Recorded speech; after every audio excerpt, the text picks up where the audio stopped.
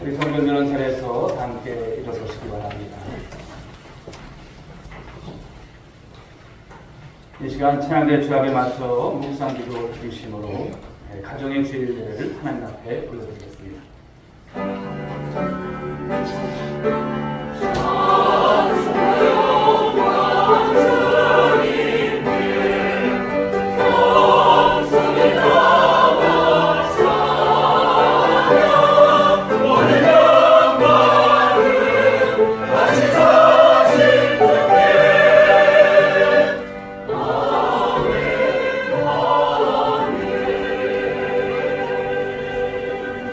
이스라엘아 찬양하네 영혼아 찬양하네 영혼아 온 마음과 정성 다하여 주 찬양하라.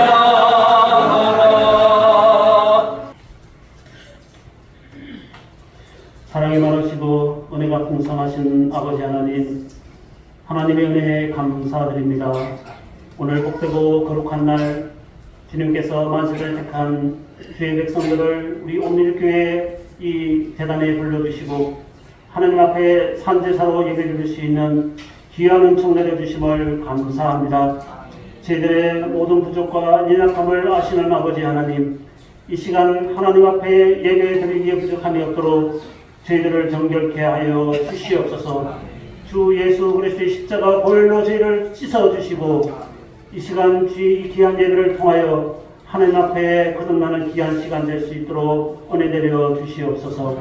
우리 온밀교회를 이처럼 사랑해 주시고 2024년도에 교회여 일어나라는 이 비전과 꿈을 가지게 해주시니 감사합니다. 우리가 주 안에서 이런 귀한 꿈을 가지고 기도하는 가운데 있사오니 이 재단을 통하여 하나님 영광 받아주시고 오늘이 주의 복음이 전거되는 놀라운 역사로 함께하여 주시옵소서. 오늘은 가정의 주일로 주 안에서 정말 예수만을 섬기는 귀한 가정, 또 행복한 가정, 연육간의 건강한 가정이 될 수 있도록 하나님 회복시켜 주시옵소서. 저희들이 가정을 향하여 기도하고 눈물로 씨를 뿌리는 모든 기도가 하늘도 땅에 떨어지지 않게 하시고 100배 이상의 열매로 나타날 수 있도록 하나님 함께하여 주시옵소서. 저희 교회가 돕고 있는 여러 국내외 선교 지역에도 하나님 함께하여 주시옵소서. 복음이 땅끝까지 구석구석 전파되는 놀라운 역사가 나타나게 하여 주시옵소서. 무엇보다도 남북이 평화적인 통일이 이루어질 수 있도록 함께하시고 복음이 북한에도 전거되고 있사오니 그곳에서도 놀라운 역사로 함께하여 주시옵소서. 아버지 하나님, 참으로 우리 온누리 교회 아버지 성도님들 병환 중에 출타 중에 여러가지 일로 이 자리에 참여하지 못한 그들을 주님께서 기억하여 주시옵소서. 다음 시간에는 이 자리에 함께 예배드릴 수 있는 귀한 시간으로 주님 인도하여 주시옵소서. 오늘도 주의 귀한 재단 위에 주의 귀한 사자를 세우셨사오니 말씀이 능력 있게 하여 주시옵소서. 생수와 같은 귀한 말씀이 전가되게 하여 주시고 그 말씀을 저희들이 아멘으로 받아 옥토브 같은 귀한 열매를 맺을 수 있도록 은총 내려 주시옵소서. 저희들의 찬양과 또 모든 순서를 통하여 홀로 하나님 영광 받아 주시옵소서. 사랑이 많으신 예수님의 이름으로 기도하옵나이다. 아가서 2장 10절에서 17절까지의 말씀입니다. 아가서 2장 10절에서 17절까지의 말씀.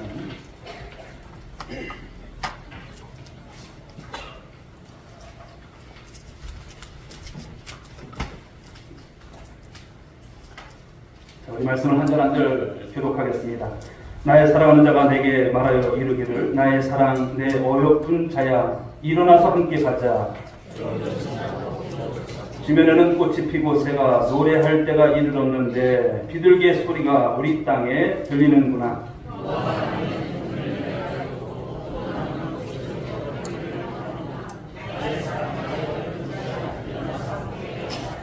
밝은 낭떠러지 은밀한 곳에 있는 나의 비둘기야, 내가 네 얼굴을 보게 하라. 네 소리를 듣게 하라. 네 소리는 부드럽고 네 얼굴은 아름답구나.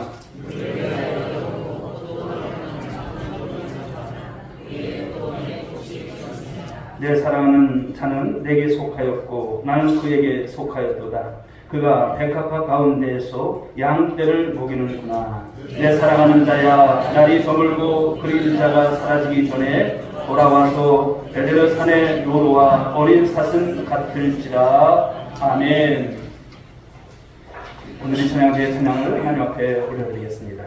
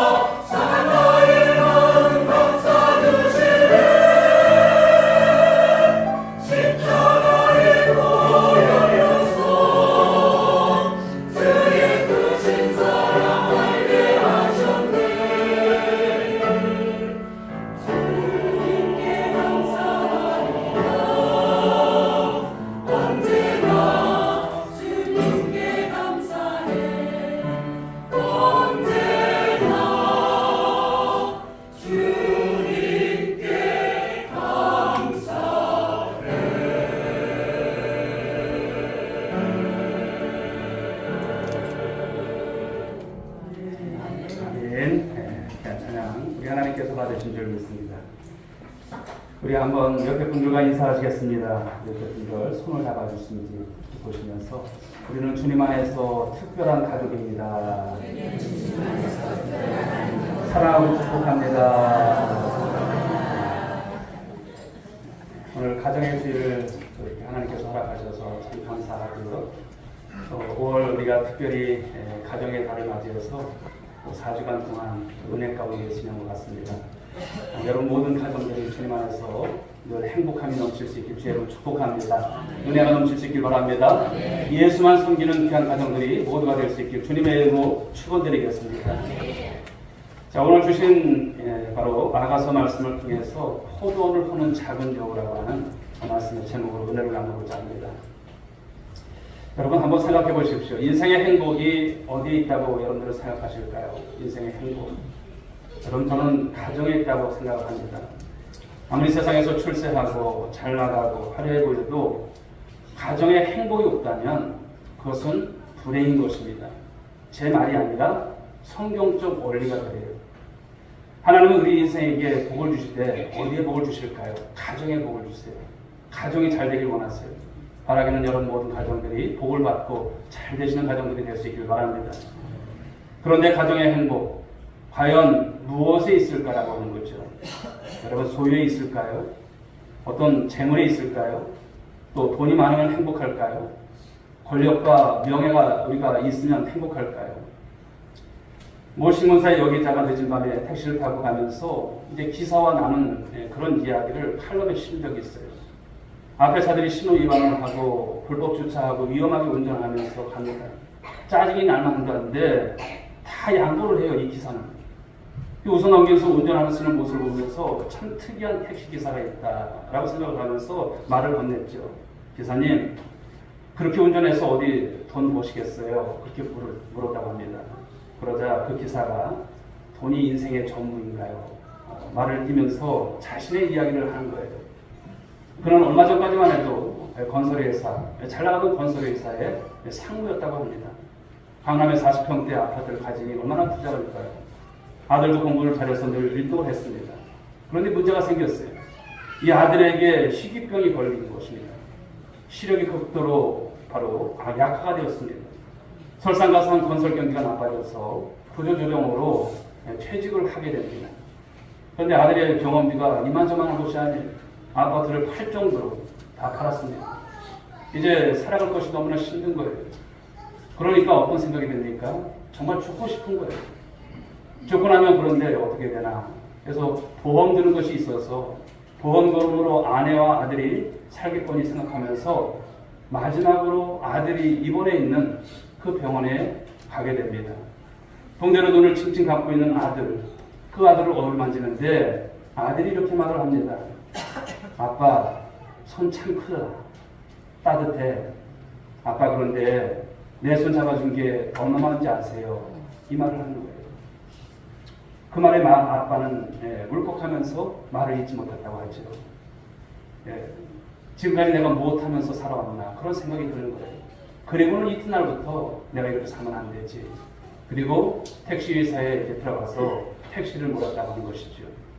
다행히 아들의 시력이 더 이상 나빠지지 않고 듣고는 안경을 쓰고 그럭저럭 지내게 되었고 성적도 예전보다 떨어졌지만 그래도 온 식구가 진정한 행복이 무엇인지를 누리면서 살아간다는 거예요. 이런 경험을 하면서 인생 별거 아니다 싶어서 뭐 차 운전하면서 좀 막히면 어떻고 내가 좀 돈을 들고 오면 어떻겠는가 그러면서 아웅다웅하면서 그렇게 구차하게 살 필요가 없다. 우리 가정 행복하면 되지. 이런 생각을 했다는 이야기입니다.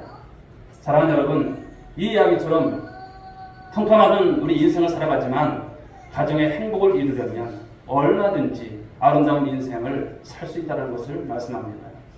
그런데 우리는 엉뚱한 데 정신을 팔려서 동분서주하면서 오히려 가정의 행복을 상실하고 사는 사람들 여러분 얼마나 많이 보는지 몰라요. 성경은 오늘 분명히 말씀하는 것입니다.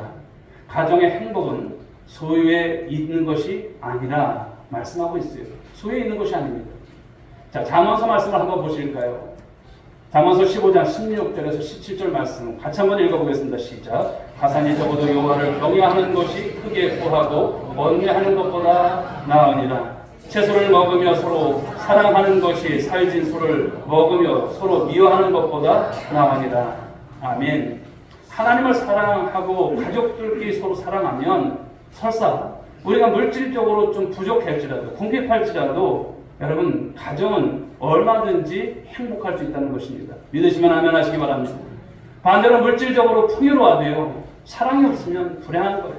돈 아무리 많으면 못합니까? 매일 싸우고 지지고 볶고 넣어주고 놔주고 하는데 그 가정에 여러분 행복이 있습니까? 없는 것입니다.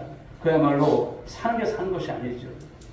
잠언서 17장 1절 말씀도 비슷한 말씀이에요. 한번 읽어보겠습니다. 시작. 마른 또 한 조각만 입고도 화목하는 것이 제육이 집에 가득하고도 다투는 것보다 나으니라. 진수상선이 있어도요, 가족들끼리 다투면 그것은 아무것도 아니라고 하는 것을 말씀하죠. 차라리 마른 떡 한 조각만 있어도 화목하면 그 가정이 훨씬 더 낫다라고 하는 것을 말씀하는 것입니다. 그렇습니다. 사랑하는 여러분, 사랑은 바로 가정 안의 산소입니다. 산소. 우리가 이렇게 예배를 드리지만 이 안에 산소가 없다면 여러분 여기 견딜 수 있는 분들이 계실까요? 아무도 없어요. 산소가 없으면 질식해서 죽는 것처럼 이 가정에 사랑이 결핍되게 되면 온 가정이 질식되고 불행해진다는 것이죠. 그러므로 어찌하든 여러분 행복한 가정, 그 가정을 우리가 갖고 나가야 할 줄 믿습니다. 오늘 보면 나가서를 통해서 그 비결을 함께 살펴보고자 합니다. 아무쪼록 이 시간 말씀을 통해서 우리 모두가 그 비결을 꼭 배우시고 행복한 가정, 주님 안에서 그 가정을 이뤄가시는 우리 모든 성도들, 우리 모든 믿음의 가정들이 될 수 있길 주님의 이름으로 축복합니다. 아가라고 하는 여러분 이 뜻은 가장 아름다운 노래라고 하는 뜻이에요. 가장 아름다운 노래. 영어 성경 제목을 보게 되면 노래 중에 노래죠. Song of Song. 그렇죠. 바로 노래 중에 노래라고 하는 바로 오늘 아가서의 말씀입니다. 솔로몬이 지은 시고요. 술람미 여인과의 사랑을 나누는 바로 러브 스토리입니다. 러브 스토리. 물론 남녀 간의 사랑이고 부부 간의 사랑을 이야기하고 있지만 단순히 그것만 말씀할까요? 그렇지 않습니다.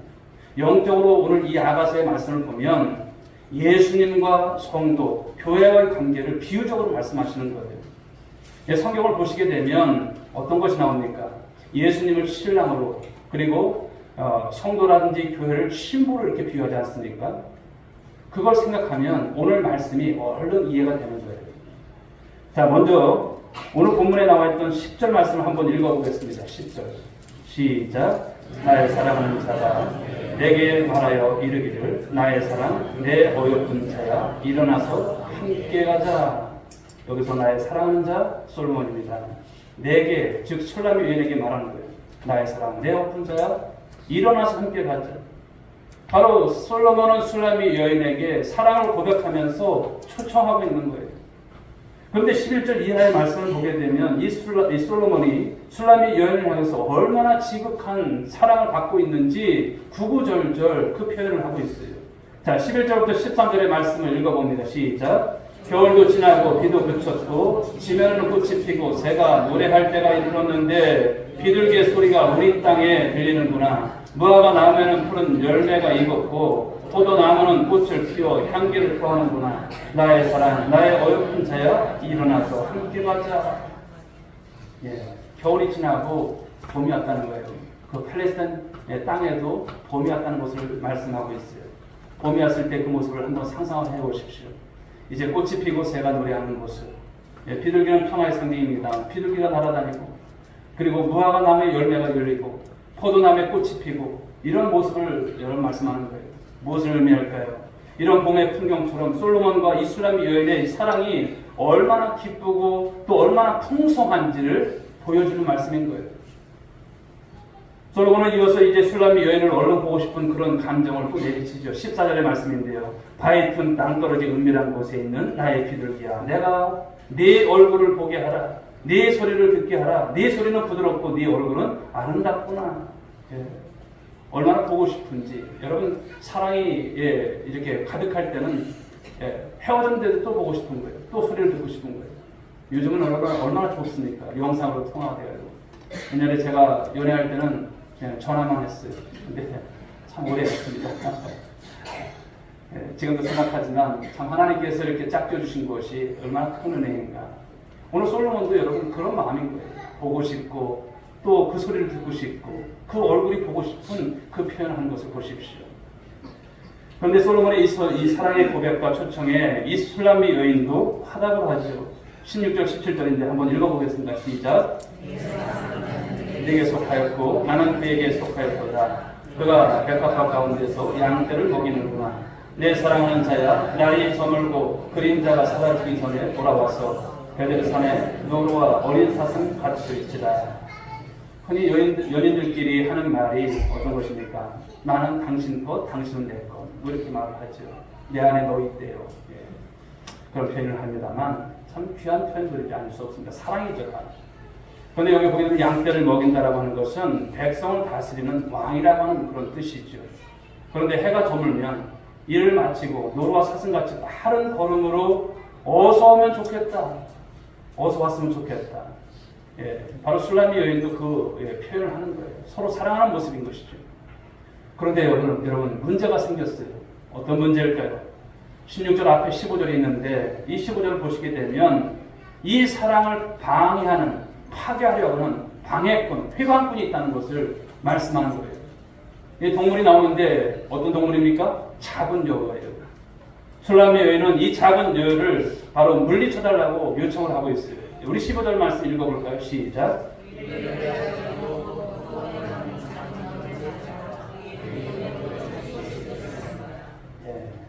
이 팔레스타인 바로 지역에 바로 봄이 오게 되면요, 포도의 포도나무 잎꽃이 피기 시작합니다. 그리고 곧이어 열매가 조금씩 맺혀지잖아요. 그런데 이때 어떤 동물이 여러분 기승을 하냐면 이 작은 여우가 막 걸어다니는 거예요. 이 여우가 크지도 않습니다. 한 40cm 정도 되는 그런 작은 그런 여우인데요. 야행성입니다. 밤에 이렇게 많이 움직여요. 잡식 동물입니다.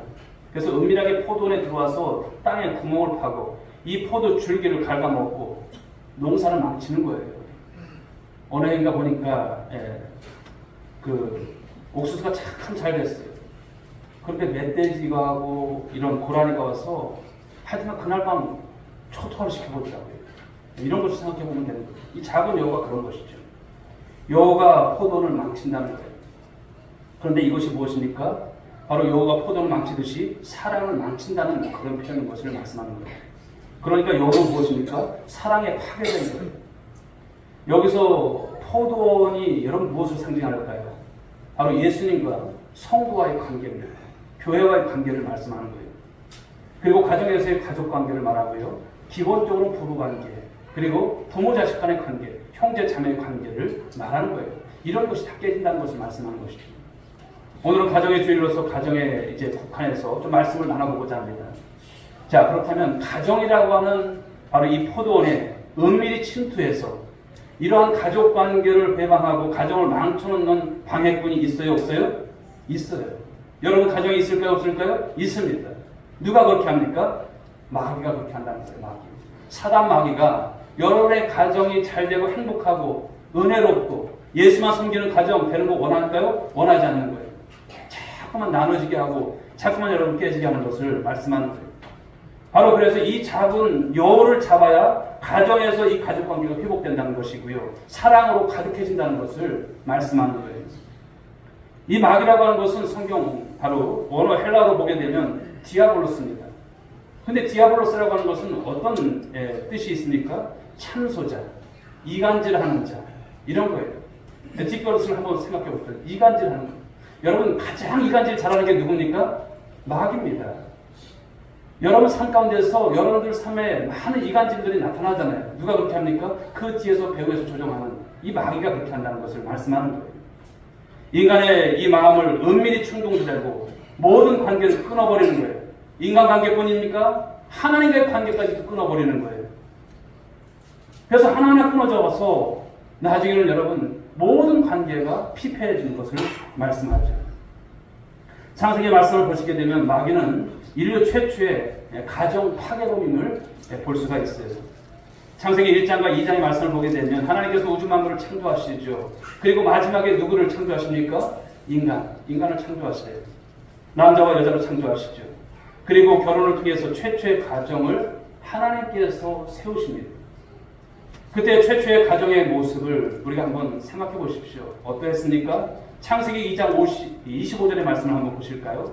이 말씀으로 우리 주님께서 가정의 모습을 세우셨어요. 읽어보겠습니다. 시작. 아담과 그의 아내 두 사람이 벌거벗었으나 부끄러워하지 아니합니다. 자, 이 구절은요, 단순히 옷을 벗고 살았다는 뜻이 아니에요. 무엇을 말할까요? 부끄럽지 않았다는 것은 두 사람 사이에 아무런 갈등이 없다는 거예요. 아무런 불화가 없다는 것을 말하는 거예요. 그러니까 하나님께서 주신 은혜 속에서 완전한 사랑을 가지고 있는 가정의 최초의 모습을 보여주는 거예요. 그런 모습인 거예요. 이런 가정이 되기를 원하십니까? 예. 그 가정을 지향해야 할 수 있습니다. 그런데 창세기 3장의 말씀을 와서 보게 되면 안타깝게도 바로 인간이 하나님을 배반하고요, 범죄하게 되고 이 사랑의 관계가 깨져버린다는 것을 말씀하고 있어요. 에덴 동산에 누가 있었습니까? 예, 두 사람이 뱀이 있었지 않습니까? 뭐 다른 동물들도 있었지만 뱀이 있었어요. 실제 뱀이기도 하고 그 속에 영적인 존재인 마귀가 들어가서 역사하는 거예요. 여자에게 접근해서 유혹을 하죠. 하나님이 선악과를 따먹지 말라고 했는데 그 이유가 너 뭔지 아니? 이렇게 접근해 오는 거예요. 유혹하는 거예요. 인간이 하나님과 같아질까 봐서 하나님께서 경계하시려고 너희들한테 거짓말하신 거야, 이러는 거예요. 이 마귀의 유혹에 넘어가면 안 되는데 바로 하와는 넘어가는 거예요. 절대 따먹지 말라고 하셨는데 따먹으면 너 종종 죽으리라 하신 이 바로 선악과인데 따먹어요. 자기만 먹었으면 좋았는데 아담에게도 주네요. 아담은 못 먹을 것도 먹어요. 여기까지는 여러분 사이좋게 오순도순 그냥 그대로 이렇게 지냅니다. 그런데 마귀의 유혹으로 죄를 지은 후에는 달라지는 거예요. 하나님과의 관계가 끊어져서 인간의 마음속에 수치가 들어오고요, 두려움이 밀려 들어오는 것을 보여주는 것이죠. 다음으로는 인간 관계가 끊어지고 갈등이 들어오고 불화가 생깁니다. 서로 어떻습니까? 핑계를 대요. 너 때문에. 아담이 여러분 누구 탓을 합니까? 여자 탓을 해요. 네. 탓을 하는 것을 보십시오. 이 하와는 기분이 좋았을까요? 그래도 지켜줄 줄 알았는데 탓에 너 때문이라 그러니까. 그런 가운데서 창세기 3장 16절의 말씀을 보게 되면 이 범죄한 인간에게 바로 저주하시는 말씀이 나오죠. 한번 보실까요? 읽어봅니다. 시작. 또 여자에게 이르시되 내가 내게 임신하는 고통을 크게 더하리니 네가 수고하고 자식을 낳을 것이며 너는 남편을 떠나고 남편은 너를 다스릴 것이니라 하시고, 이것은 해산의 고통 위에 부부 관계가 원만치 못하고 갈등을 일으키므로 바로 가정 불화가 생길 것을 경고하시는 말씀이에요. 이렇게 될 것을 말씀하시는 거예요. 여러분 행복한 가정일까요? 행복한 가정이 아니에요. 죄가 들어옴으로 인해서 부부 관계가 깨지고 하나님과의 관계가 깨진 그런 모습을 말씀하고 있어요. 그런데 부부 관계로만 깨진 것이 아니에요. 이런 갈등이 여러분 이어지는 것을 보십시오. 자식들에게도 이어지는 것입니다. 창세기 4장 8절 말씀을 보시게 되면 어떤 사건이 나옵니까? 바로 인류 최초의 살인사건이 이 가정에서 등장하는 거예요. 아담과 하와 사이에 태어났던 아들 가인이 동생 아벨을 미워하다가 그 열등의식 속에서 여러분 돌로 쳐 죽이지 않습니까? 얼마나 큰 비극이에요. 형제간의 여러분 살인사건이에요. 부부관계에 여러분 갈등이, 형제들끼리 갈등을 일으키다가 급기야는 이 살인사건까지 일어난다고 하는 것을 말씀하는 거예요. 지난 주간에도 여러분 가정 안에서 일어난 범죄들 많이 들었지 않습니까? 이런 일들이 지금도 동일한 현상 가운데 일어나고 있음을 말씀하는 것이죠. 사랑할 수밖에 없고 또 사랑해야만 하는 이 가족 관계가 파괴된다는 거예요. 가정이 불화 속에서 신음하는 모습들인 것이죠. 너 없으면 못 산다던 부부가 어떻게 바뀝니까? 너 때문에 못 산다며 다툽니다. 부부 사이에 태어난 자식인데 어떻습니까? 바로 원수처럼 사이가 갈라져요. 내가 너를 왜 낳는지 모르겠다, 이런 말을 합니다. 오늘날 여러분 이런 일들이 우리 가정 가운데 얼마나 많이 일어나는지 모르죠. 그런데 이렇게 하는 배후에 누가 있습니까? 마귀가 있는 거예요. 마귀가 하는 짓이 바로 이런 것을 말씀하는 거예요. 마귀는 언제까지 이럴까요? 태초부터 종말까지 이런 짓을 할 것입니다. 앞으로 종말이 다가올수록 마귀가 극성을 부리면서 인간관계를 더 파괴하고 세상을 더 어지럽게 할 것이다라고 하는 것이죠. 특히 행복한 가정, 이 가정을 불행하게 만들어가는 것이 오늘 여러분 이 마귀의 바로 작전인 것입니다. 그렇다면 사랑 여러분, 우리가 이 가정의 행복을 위해서 어떻게 해야 할까라고 하는 것이죠. 이것이 오늘 답인 것이죠. 어떻게 해야 할까라는 것. 다른 방법들도 있겠지만 그런 것들은 사실 어떻게 보면 미봉책에 불과합니다. 우리가 근본 대책을 세워야 되는데 그것은 영적으로 해결하는 것이 근본 대책인 줄 믿으시기 바랍니다. 영적으로 먼저 접근을 하셔야 된다는 거예요. 영적으로 끼어 마귀의 은밀한 공격을 이겨내셔야 한다는 것을 말씀하는 거예요. 자, 에베소서 4장 27절 말씀을 읽어봅니다. 시작. 마귀에게 틈을 주지 말라. 마귀에게 틈 주지 말래요. 마귀에게 틈을 주면은요, 마귀는 여지없이 들어와요. 여러분의 가정을 무너뜨린다는 것을 말씀하는 거예요. 틈이라고 하는 단어를 보면 여기도 보겠지만 풋홀드입니다. 즉 발판이라고 하는 거예요. 발판. 이것을 번역이 되어 있는데 무슨 뜻일까요? 마귀가 활동할 찬스를 주지 말라는 거예요. 여러분의 가정에 틈을 보여서 마귀가 들어와서 판을 치지 못하게 하라는 것을 말씀하는 거예요. 조금만 우리가 정신을 놓고 살게 되면 어느새 우리 마음속에 다가와서 남을 미워하게 만들고 범죄하게 만드는 것이 마귀죠. 베드로전서 5장 8절 말씀을 보실까요? 읽어봅니다. 근신하라 깨어라 너희 대적 마귀가 우는 사자같이 돌아다니며 삼킬 자를 찾나니. 이 마귀의 공격을 막고 승리하기 위해서는 오직 하나, 여러분들이 영적으로 깨어 있어야 한다는 것을 말씀하는 거예요. 사랑하는 여러분, 영적으로 깨어 있어야 할 줄 믿습니다. 옆에 분들은 한번 얘기해 주세요. 영적으로 깨어 있읍시다. 마귀에게 틈을 주지 맙시다. 영적으로 깨어 있으셔야 돼요. 마귀에게 틈 주지 마셔야 돼요. 방심하게 되면 나도 모르게 작은 죄악 가운데서 끌려다니게 되고 결국은 삶 전체가 망치는 거예요. 가정도 마찬가지입니다. 가족들이 각자 조심하면서 마귀에게 넘어가지 말아야 되는데 별 생각 없이 살다가 서로에게 상처 주고 관계가 멀어지기 시작하면 가정 행복은 물 건너 간다는 것을 말씀하는 거예요. 갈라디아서 5장 9절 말씀 한번 보실까요? 이 말씀대로입니다. 읽어봅니다. 적은 누룩이 온 땅은 정의에 퍼지느니라. 사실 여러분 가정의 문제들을 보시면 큰 문제가 가지고 여러분 일이 벌어지지 않아요. 보면 사소한 문제, 작은 문제, 그런데 거기에 마귀의 틈을 주게 되면 그것이 점점 확산돼요. 가족들끼리 살아가지 못하고 옛날에 있었던 일까지 다 끄집어내서 옛날에 네 그랬지 않았냐 이렇게 말하는 거예요. 점점 금이 가는 거예요. 그 관계의 틈이 벌어지기 시작하면 가정 전체가 부부간의 관계를 넘어서 자식까지 그 관계에 여러분 영향을 주는 거예요. 불행해진다는 것을 말씀하는 거예요. 그렇다면 어떻게 이 가정의 이 포도를 허무는 이 작은 여우, 이 여우를 잡을 수 있을까라고 하는 것이죠.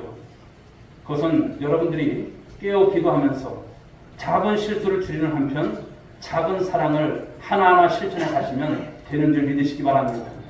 그러니까 여러분들이 틈을 준다는 것은 기도하라는 거예요. 영적으로 깨어 있으라고 하는 거예요. 제가 아까도 여러분 월상 예배에 대해서 왜 말을 합니까? 아버지 한 달을 우리가 우리 주님 안에서 살아갈 때 하나님 한 달을 책임져 주십시오. 첫날이 잘못되면요 잘못될 수밖에 없는 거예요.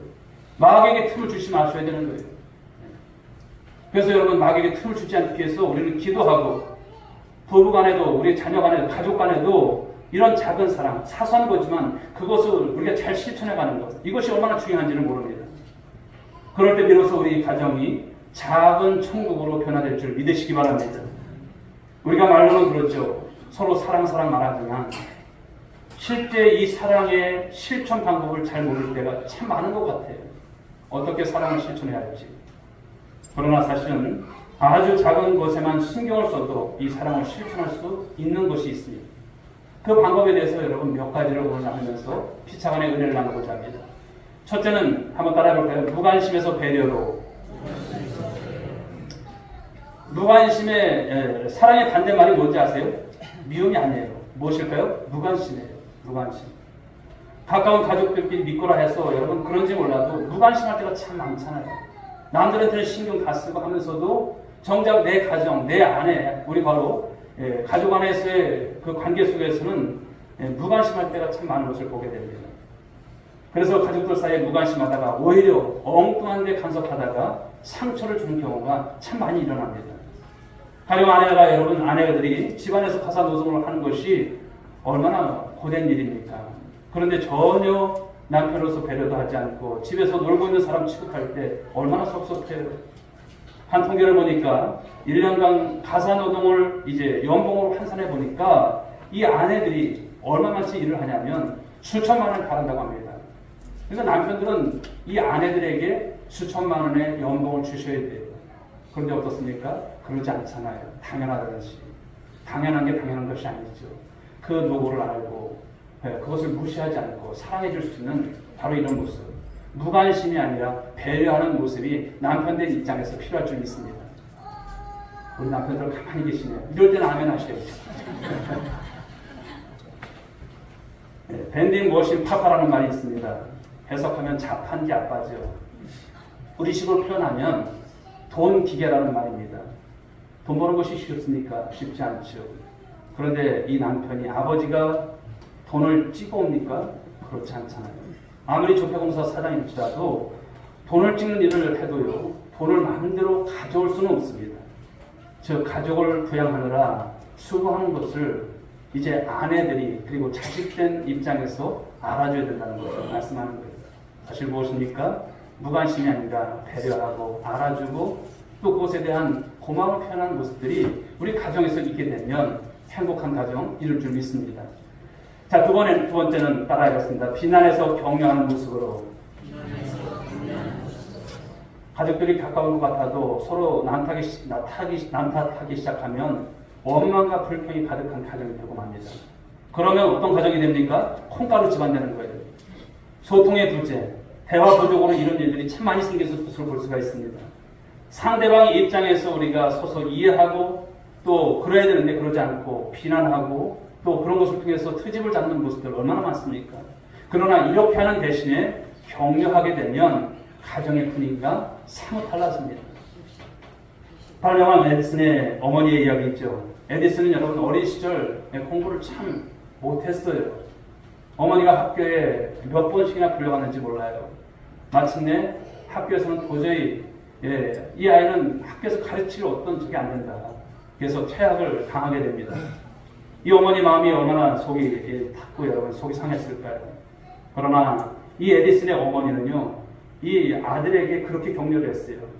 톰, 네가 너무 우수해서 학교 공부가 너를 따라오지 못한 것 같아. 그러니까 톰, 너는 낙심하지 마라. 이렇게 격려를 했대요. 어떻게 보면 말도 안 되는 격려예요. 학교에서 여러분 낙제하며 학교에서 퇴학을 당할 정도의 아이였지만, 그러나 이런 격려를 통해서 아들을 훗날에는 어떻습니까? 위대한 발명가로 만들었다는 그런 이야기 아닐까요? 여러분 부부간에도 마찬가지인 줄 믿습니다. 부부간에도 격려가 필요한 거예요.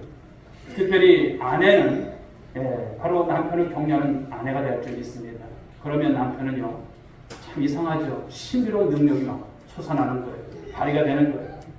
밖에서 아무리 잘 나가도요, 가정에서 격려받지 못하는 남편, 여러분 구실 못합니다. 최악이 되는 것입니다. 여러분 칭찬이라고 하는 것을 여러분들 얼마나 아시는지요? 여러분 칭찬은 귀로 듣는 보약입니다. 한번 따라해 볼까요? 칭찬은 귀로 듣는 보약입니다. 남편들에게 칭찬을 많이 해주세요. 많이 해주시면 남편들은요, 잘해요. 잘합니다. 부부 사이에 그리고 부모 자식 사이에 형제 자매 사이에 칭찬을 많이 하시는 여러분 모두가 될 수 있길 바랍니다.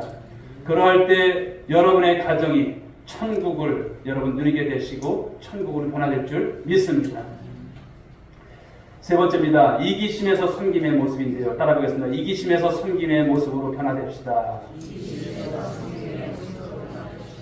인간은 죄인이고 이기적인 존재들이라 바로 가족들끼리도 얼마나 이기적인지 몰라요. 자기만 편해지려고 하고 이익을 많이 보려고 할 때가 참 많죠. 그러나 가족은 사실 그런 것이 아닙니다. 서로 우리가 양보하고 서로 우리가 나누면서 살아가는 것이 가족이죠. 그런데 이기심이 발동이 되게 되면 이미 마귀에게 우리가 사로잡힌 거예요. 어려운 형편에서도 가족들끼리 서로 양보하고 먼저 섬기고 먼저 희생하게 되면 바로 기적의 역사가 나타나는 것이죠. 어느 아이가 의사 선생님을 찾아갔대요. 선생님, 제가 여기 온 것은 기적을 사고 싶어서 왔어요. 어리둥절해서 의사가 이 아이에게 물었어요. 그게 무슨 말이니? 사실은 제 동생이 아파요. 우리 아빠가 그러는데 기적이 없으면 네 동생 살릴 수 없다고 이렇게 말을 하세요. 그런데 우리 아빠는 돈이 없어요. 기적을 살 수가 없대요. 그래서 제가 이렇게 돈을 가져왔어요. 그래? 네가 가져온 돈이 얼마인데? 물어봤죠. 감동받은 의사가 물어봤어요. 1달러 11센트예요. 만약에 모자라면 나중에 더 갖다 드릴게요. 의사가 이렇게 대답했습니다. 아니, 네가 기적에 간 만큼 꼭 맞게 갖고 왔구나. 선생님이 네 동생에게 기적을 줄게. 이렇게 했다고 하죠. 그리고 그 의사는 그 아이의 동생에게 뇌 수술을 해줬고 살아날 수 있었다는 이야기입니다. 여러분 그의 이름이 누군지 아십니까? 세계적인 미술술 전문이었던 칼 암스트롱 박사입니다. 바로 사랑의 성경이 있게 되면 기적이 일어난다는 것을 말씀하는 거예요. 여러분 가정 안에도 이런 사랑의 성김이 있으면 기적이 일어날 줄 믿으시기 바랍니다. 이런 것이 필요한 것입니다. 서로 이기심으로 다투게 되면 여러분 끝도 없습니다. 그러나 사랑함 가운데서 우리가 이렇게 배려하고 또 섬기는 모습 속에서 기적을 경험하는 여러분 가정들이 될 수 있길 여러분 축복합니다. 자, 네 번째는 자존심에서 존중으로입니다. 따라하겠습니다. 자존심에서 존중으로 변화됩시다. 여러분들에게 자존심이 없을까요? 있습니다. 누구나 자존심이 있어요. 그러나 자신의 자존심을 먼저 세우다 보면요, 항상 문제가 벌어져요. 관계가 깨져요. 그러므로 우리는 어떻게 살아야 될까요? 상대방의 자존심을 먼저 세워주는 이런 여러분 연습이 필요하고요. 이런 삶이 필요한 거예요. 가까운 가족들끼리 더욱 조심하고요. 실천해야 할 바로 이런 경목인 것이죠. 그렇게 될 때 화목한 가정이 될 수 있는 것입니다. 결혼 70년을 이제 맞게 된 90대 영국인 부부가 행복하게 해봤다는 소문이 이제 났습니다. 기자가 찾아가서 어떻게 이렇게 행복할 수 있었느냐고, 그 행복의 비결 좀 말씀해달라고 그렇게 물었다고 합니다. 그랬더니 세 가지 말을 자신들은 자주 했다는 거예요. 서로 간에. 어떤 말이었을까요? Thank you, please, 그리고 sorry. 이 세 말을 했다는 거예요. 이 말을 하면서 평생을 살아왔다는 것을 말씀합니다. 지금 무엇입니까? 무시하지 않고 서로 존중하면서 사랑이 풍성해지고 행복해졌다는 것을 말씀하는 것이 아닐까요? 자녀들 여러분 인격을 존중해 줄 때 아이들의 자존감이 높아지고 당당한 주님께서 이 땅에 보내주신 그런 인격체로 자라가는 모습이 되는 것입니다. 그런데 사랑하는 여러분, 이런 방법들, 네 가지의 방법을 말씀드렸지만 이것이 가능해지려면 어떻게 될까요? 인간적인 노력만 한다고 되어질까요? 안 됩니다. 금방 실패합니다. 처음에는 몇 번 해보죠. 그러나 영적인 싸움이 필요한 것을 말씀하는 거예요. 에베소서 5장 18절 말씀을 한번 보실까요? 읽어보겠습니다. 시작. 술 취하지 말라. 이는 감당한 것이니 오직 성령으로 충만함을 받으라. 그렇습니다. 저와 여러분들은 성령 충만할 줄 믿습니다. 신앙생활 잘하면서 성령 충만하셔야 돼요. 인간적인 노력 한계가 있는 거예요. 그러나 성령 충만하게 되면 이 앞에서 말한 네 가지의 방법을 우리가 실천하게 되면 은혜로운 가정, 행복한 가정 이룰 수 있다는 것을 말씀하는 거예요. 바로 성령 충만이라고 하는 것은 모든 인간관계, 특히 이 가족 관계에 무엇일까요? 윤활유 역할을 하는 거예요. 에베소서 5장 22절부터 6장 4절까지의 말씀을 보게 되면 가정에 대한 말씀입니다만 성령 충만 받게 되면 가족 관계가 화목하게 되고 가정이 사랑으로 충만하게 되고 넘치게 된다고 말씀하여요. 그러나 여러분 우리가 그러지 않으면 정말 사단에게 틈을 주고 그리고 이런 마귀의 여러분 대방에 말미암아 우리의 사랑이 금이 가고 깨진다는 것을 말씀하는 거예요. 사랑하는 여러분, 성령 충만함으로 아름다운 가족관계 또 주님께서 주시는 행복한 가정을 이룰 수 있기를 주님의 이름으로 축복합니다. 오늘 말씀을 맺도록 하겠습니다. 여러분 가정이라고 하는 이 포도를 푸는 이 여우를 조심하십시오. 할렐루야. 여러분의 가정은 하나님께서 세우신 가정인 줄 믿습니다. 그런데 이 작은 여우가 누굽니까? 마귀입니다. 그러므로 저와 여러분들은 마귀에게 틈을 줘서는 안 돼요. 기도하시라는 거예요. 깨어있으라는 것을 말씀합니다. 성령 충만함으로 이 작은 여우를 물리치시면서 이 행복한 가정, 이 가정 천국을 이뤄가시는 여러분 모든 가정들이 될 수 있기를 주님의 이름으로 축복합니다. 그러므로 하나님께 영광 되시고 삶을 통해서 날마다 은혜가 넘치는 복된 가정이 이룰 수 있기를 다시 한번 주님의 이름으로 축원드립니다. 기도하겠습니다. 하나님 아버지 감사합니다. 오늘 아가서의 말씀을 통해서 특별히 가정주일에 주시는 귀한 말씀, 포도를 허는 작은 여우를 조심하라. 오늘 하나님 마귀에게 틈을 주지 아니하고 성령 충만함으로 우리 주님께서 세우신 믿음의 가정, 행복한 가정을 이룰 것을 말씀하셨습니다. 우리 모든 성도들이 이 말씀 명심하고 하나님 이제는 영적인 접근을 통해서 이 말씀 속에서 승리하는 우리 온전한 가정 될 수 있도록 하나님 복 내려 주시옵소서. 함께 하실 줄 믿사오고 사랑 많으신 예수님의 이름으로 기도 올리옵나이다. 아멘. 자리에서 다 함께 일어서시기 바랍니다. 옆에 분들에게 한번 올 가정에 다 그리고 오늘 가정의 주일인데요. 축복했으면 좋겠습니다. 행복한 가정 이루시기 바랍니다. 성령 충만합시다. 마귀에게 틈을 주지 맙시다.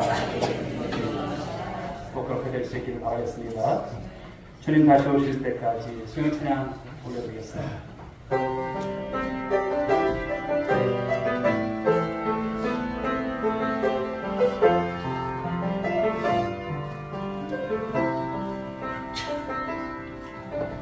주님 다시 오실 때까지 나는 이기를 하리라.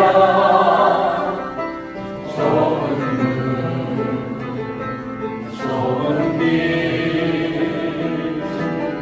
나의 십자가 지고 나의 가는 이 길 끝에서 나의 가는 이 길 끝에서 나는 주님을 보리라. 영광의 내 주님, 영광의 내 주님, 나를 맞아주시니. 우리 두 손 들고 찬양드립니다. 주님 다시 오실 때까지 나는 일어나 달려가리라. 주의 영광 온 땅 덮을 때 나는 일어나 노래하리. 내 사모하는 주님 온 세상 그주시라. 내 사모하는 주님 영광의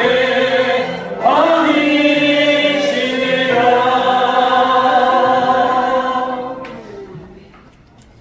이제는 우리 구주 예수 그리스도의 은혜와 하나님의 만극하신 사랑하심과 성령님의 감화 감동 위로 충만하신 은총이 가정의 주일을 맞이해서 귀한 말씀의 은혜를 받고 우리 주님께서 주신 그 말씀으로 행복한 가정, 말씀의 가정, 성령 충만함으로 살아갈 것을 다짐한 귀한 권속들 한 사람 한 사람 머리 위에, 그리고 저들의 자녀 위에, 가정 위에, 일터 위에 이 서천 땅과 우리 온누리교회와 이 민족 가운데 지금으로부터 영원 무궁토록 함께 있을지어다. 아멘.